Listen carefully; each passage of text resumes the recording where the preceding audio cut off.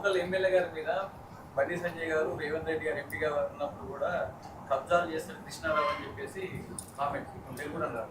ఒక్కటి కూడా ప్రూవ్ చేయాలని ఎమ్మెల్యే గారు చాలాసార్లు ప్రెస్ మీట్ పెట్టారు. అధికార పార్టీ కూడా మరి ఏం చేయలేకపోతుంది, దాని మీద ఏ రకంగా స్పందిస్తారు? నేను అదే అంటున్నా కదా, ఇప్పుడు ఈ మొత్తం బీటీ బ్యాచ్ అంతా మంచి భజన బ్యాచ్. ఎవరు అధికారంలో ఉంటే వాళ్ళు మంచి సూపర్ భజన చేస్తారు. నిన్న మల్లారెడ్డి సాబ్ ఏం చేసిండు, మొన్నటిదాకా తొడగొట్టిండు. నిన్న మొన్ననేమో మన్మన్ ఫంక్షన్ పిలిచి కాలు మొక్కించిండు సీఎం గారిది. కథం క్లోజ్ అక్కడితోని స్టోరీ. సో అంతకుముందు కేసీఆర్ గారు ఉన్నప్పుడు అంతే, ఇప్పుడు రేవంత్ రెడ్డి గారు ఉన్నప్పుడు అంతే.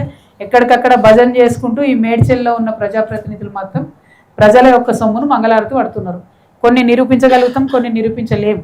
ఎందుకంటే చాలా తెలివిగా చేస్తున్నారు, పెద్ద మాఫియా లాగా చేస్తున్నారు కాబట్టి అది జరుగుతున్నది. అంటే చాలా డీటెయిల్స్ చెప్తున్నారు మీలాంటి పత్రికా మిత్రులు. అవి ఇప్పుడు పత్రికా ముఖంగా చెప్పి మేము ప్రూవ్ చేయలేకపోతే వేస్ట్ అవుతాయి కాబట్టి చెప్తలేము. నాకు ప్రూఫ్ వచ్చింది. నేను చాలా లెటర్లు హైడ్రాకి రాస్తున్నా డైరెక్ట్గా, ఎవరు చెప్తాను కూడా చెప్తలేను. ఎందుకంటే ఇదేదో నేను పేర్లు చెప్పినా కొద్ది కక్షపూరితంగా చేస్తున్నా అన్న భావన కలుగుతుంది. నాకేం కక్ష లేదు ఎవరి మీద. ప్రజలు ఏదో ఒక రోజు బుద్ధి చెప్తారు, అలా డౌట్ లేదు.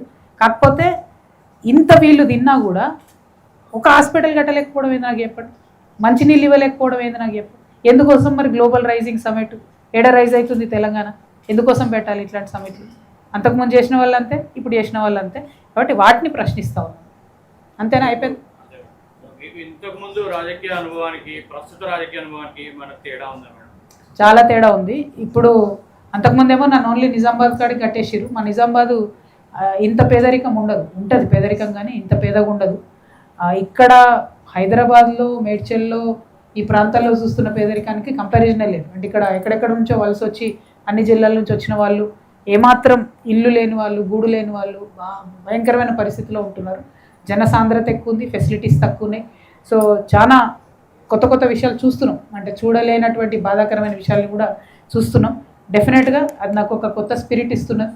సో అంతకుముందు పాలిటిక్స్కి ఇప్పుడు నేను అనుభవిస్తున్నటువంటి ఈ జనం బాటలో నెల రోజుల నుంచి నేను చూస్తున్న దానికి మాత్రం చాలా చాలా తేడా, జమీన్ ఆస్మాన్ కా ఫరక్.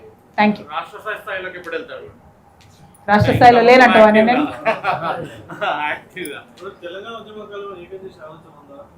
100%.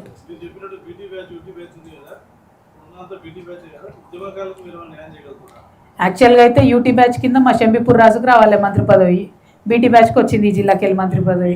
మేము ఒకటే ఏం చేస్తున్నామంటే మేము 100% ఉద్యమకారుల పక్షాన మేము ఉద్యమం చేస్తున్నాం. ఏదైతే కాంగ్రెస్ గవర్నమెంట్ 250 గజాలు ఇస్తా అని చెప్పిందో దానికోసం ఖచ్చితంగా పోరాటం చేస్తాం, భూ పోరాటాలు చేస్తాం. ఖాళీ గవర్నమెంట్ లైన్ ఏడుంటాడో పోయి జాగృతి జెండాలు వాతేస్తాం మేము ఉద్యమకారుల పక్షాన. అట్లానే తెలంగాణ ఉద్యమకారులకు సంక్షేమానికి సంబంధించి అనేకమైన సంఘాలు ఉన్నాయి, వాళ్ళందరూ కూడా మాతో టచ్లు ఉన్నారు, మాట్లాడుతున్నారు.